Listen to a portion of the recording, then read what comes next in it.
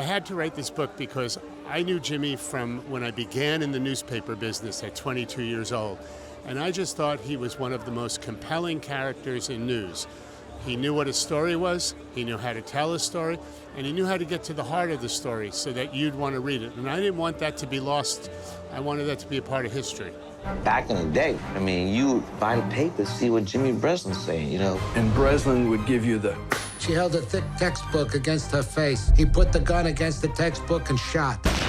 Jimmy revolutionized the column. It's like a mad scientist. Everybody would walk on eggshells because he was writing.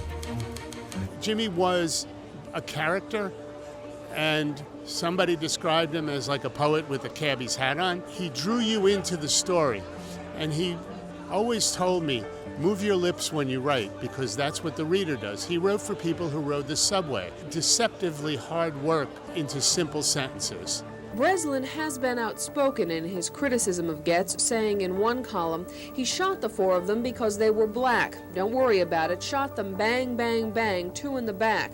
Bernie Getz of the Light Brigade. That's the story.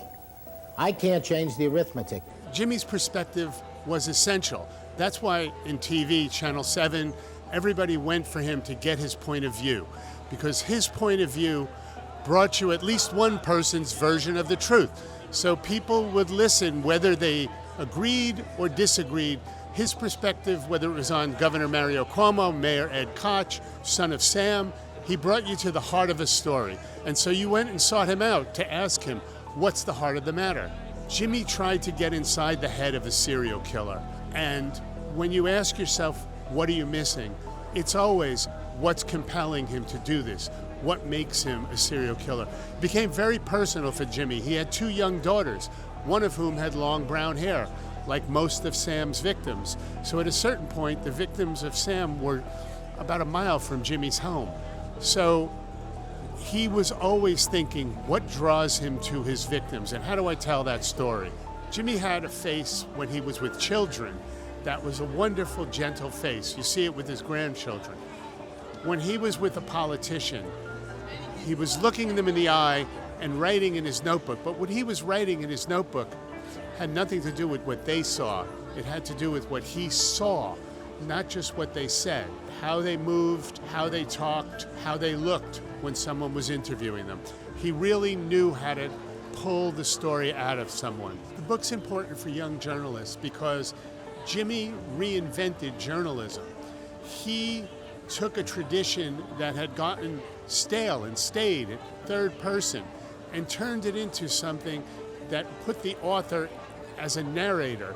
It's important to young journalists to learn this kind of storytelling. Whether you do it on TikTok, whether you do it on Twitter, how do you make people come into your story? He would immediately say, AI, I can use that. I don't have to come to work on Tuesday. This is great. Maybe I can have it write one column. Then he would think about what was important about AI, and then he would think about what was dangerous about AI. And what's dangerous is laziness. There's nothing wrong with a new tool to get you research, to learn. AI is like any other good tool. It's only as good as what you ask it. I want them to take away, 1, how to tell a story, 2, what stories to look for, and 3, the hard work you need to do to really tell a story. Those are important things for a young reporter.